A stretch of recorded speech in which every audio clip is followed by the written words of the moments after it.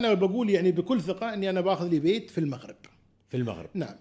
في المغرب لسبب معين، أنا كثير سافرت المغرب أكثر من 15 مرة. أنت من 15. مرة من المرات أم يوسف قالت لي: أبو يوسف أنت قلت ما تروح المغرب، يا أخي ودني خليني أشوف البلد. قلت لها: والله وديش تشوفين بعيونك عشان تعرفين ليش المغرب هذه البلد السياحية العائلية الجميلة مظلومة سياحيا، يعرفونها الأوروبيين والأجانب أكثر ما إحنا نعرفها.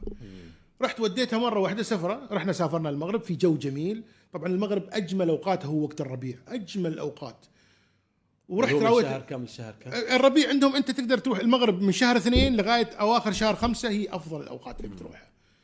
رحت معها المغرب، وديتها المدن الرئيسية، وديتها مراكش ووديتها الرباط ومشيتها كم من يوم، وديتها الصويرة، وديتها أماكن اللي ما يروحونها الناس دائما، مش المدن. رجعنا من هناك قالت لي: أبو يوسف من عقب هالسنة إذا قلت لك ودني مكان غير المغرب لا توديني. ما شاء الله. ورحنا أيضا قبل 2 سنين مرة ثانية في أزمة الكورونا أيضا.